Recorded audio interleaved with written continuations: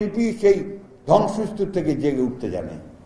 বাংলাদেশের রাজনীতি থেকে বিএনপির নাম মুছে যাওয়ার পথে যেই দল ১৭ বছর থেকে নিপীড়িত হয়ে এসেছে, আজ কিছু ভুল পদক্ষেপে মানুষের মন থেকে উঠে যাচ্ছে এই দল।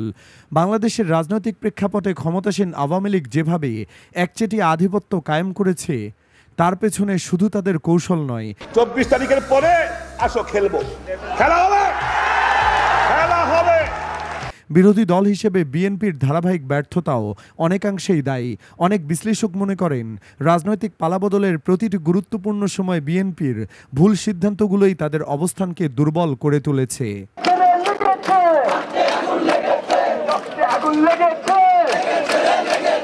স্বাধীনতার মাসে যদি আমরা ফিরে তাকাই, দেখা যাবে বিএনপি এক সময় দেশের সবচেয়ে জনপ্রিয় ও প্রভাবশালী দল হলেও সময়ের পরিক্রমায় তারা একাধিক দিক থেকে পিছিয়ে পড়ে।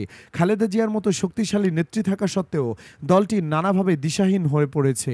দলটি কেবল কৌশলগত ভুলের জন্যই নয়, বরং অভ্যন্তরীণ অব্যবস্থাপনা ও দূরদর্শিতার অভাবেও একাধিক গুরুত্বপূর্ণ সুযোগ হাতছাড়া করেছে।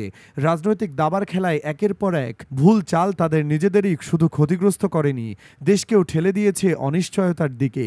অনেকেই প্রশ্ন তুলেন, বিএনপি কি তাদের অতীত ভুলগুলো থেকে কোনো শিক্ষা নিতে পেরেছে?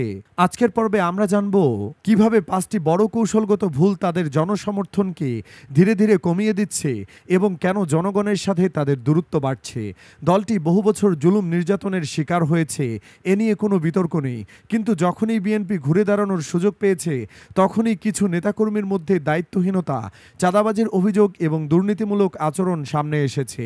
এসব আচরণ জনমানুষের আস্থার উপর মারাত্মক আঘাত হেনেছে। ২০০১ থেকে ২০০৬ সাল পর্যন্ত বিএনপি যখন ক্ষমতায় ছিল, তখন বাংলাদেশের দুর্নীতির সূচক বিশ্বের সর্বোচ্চ ছিল, যদিও সমর্থকরা তা মানতে নারাজ। কিন্তু আন্তর্জাতিকভাবে এ নিয়ে যে প্রতিবেদন এসেছে তা অস্বীকার করার সুযোগ নেই। দুর্নীতি তখন এমন পর্যায়ে পৌঁছেছিল যেখানে রাজনৈতিক সিদ্ধান্ত থেকে শুরু করে তৃণমূলের কর্মকাণ্ড পর্যন্ত এর ছায়া পড়েছিল। এই বাস্তবতা থেকে ২০০৬ থেকে ২০০৮ সালে দেশের রাজনৈতিক সংকট চরমে পৌঁছায় এবং সেনা সমর্থিত তত্ত্বাবধায়ক সরকার আসে। বিএনপির সেই শাসনামলে আজও জনগণের মনে নেতিবাচক ছাপ ফেলে রেখেছে। এরপর আন্দোলনের নামে সহিংসতা, ট্রাক দিয়ে রাস্তা অবরোধ, এসবের মাধ্যমে বিএনপি জনসমর্থন হারায়। ২০১৪ সালে নির্বাচন বর্জনের সিদ্ধান্ত ছিল তাদের সবচেয়ে বিতর্কিত রাজনৈতিক পদক্ষেপ। এতে সংসদে বিএনপির কোনো প্রতিনিধি থাকেননি, যার ফলে সরকার বিরোধী মত প্রকাশের সুযোগও তারা হারিয়ে ফেলে। আওয়ামী লীগ তাদের অনুপস্থিতিকে কাজে লাগিয়ে গণতন্ত্রের নামে একচেটিয়া সিদ্ধান্ত গ্রহণ করে। বিএনপি একদিকে রাজপথে নামে, অন্যদিকে সেই আন্দোলন সহিংস হয়ে উঠল। বোমা হামলা, যানবাহন পোড়ানোর মতো ঘটনা মানুষের ভীতির কারণ হয়ে দাঁড়ায় এবং দলের ভাবমূর্তি ক্ষুণ্ণ করে। আন্তর্জাতিক মহলেও বিএনপি তাদের গ্রহণযোগ্যতা হারাতে শুরু করে। বিশেষ করে জামায়াতের সাথে জোট করে তারা একটি বিভ্রান্তিকর অবস্থান তৈরি করেছিল। ভারতের সঙ্গে সুসম্পর্ক গড়ে তুলতে ব্যর্থতা, পশ্চিমা দুনিয়ায় আস্থার সংকট, সব মিলিয়ে তাদের কূটনৈতিক অবস্থান দুর্বল হয়ে পড়ে। দলের অভ্যন্তরে ঐক্যের অভাব, ক্যারিসম্যাটিক নেতৃত্বের সংকট, ছাত্র ও যুব সংগঠনের দুর্বলতা এবং সিদ্ধান্তহীনতা, সব মিলিয়ে দলটি দিন দিন পিছিয়ে গেছে। তরুণ সমাজ যখন ভবিষ্যতের জন্য স্বপ্ন দেখে, বিএনপি তখনও পুরনো কৌশল নিয়েই ব্যস্ত। এতে করে তরুণদের বড় একটি অংশ তাদের সাথে আর নিজেকে যুক্ত মনে করে না। ২০২৪ সালের গণ আন্দোলনে বিএনপির জন্য হতে পারত একটি নতুন সূচনা, কিন্তু তারা নিজেই এই আন্দোলন থেকে দূরে ছিল। ছাত্র, সাধারণ জনগণ যখন রাস্তায় ছিল, তখন বিএনপির অবস্থান ছিল দ্বিধাদ্বন্দ্বে। মির্জা ফখরুলের বিবৃতি থেকে এটা স্পষ্ট যে তারা এই আন্দোলনের সরাসরি অংশ না হলেও সুবিধাভোগী হিসাবে সম্ভাবনা ছিল।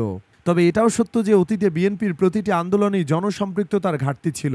তারা মাঠে থাকার চেয়ে বক্তব্যে বেশি শক্তিশালী ছিল। কিন্তু রাজনীতি রিমোট কন্ট্রোলে চলে না। একজন নেতার মাঠে উপস্থিতি, জনগণের সাথে মেলামেশা, জনসংযোগ, এসব ছাড়াও রাজনৈতিক সমর্থন ফিরে পাওয়া সম্ভব নয়। তারেক রহমানের বিদেশে বসে দল পরিচালনা করাটা আজকের বাস্তবতায় কতটা অকার্যকর তা জনগণ প্রতিদিনই টের পাচ্ছে। আজকের দিনে বিএনপির সামনে দুটি পথ খোলা: পুরনো ভুলগুলো আরও একবার না করা, না হলে আত্মসমালোচনা করে বাস্তবতা অনুযায়ী নিজেদের গড়ে তোলা।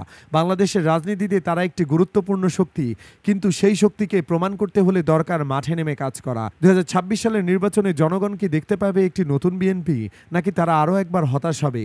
আপনাদের মতামত জানাতে ভুলবেন না। এই আলোচনা যদি ভালো লেগে থাকে তাহলে লাইক, শেয়ার এবং সাবস্ক্রাইব করে পাশে থাকুন।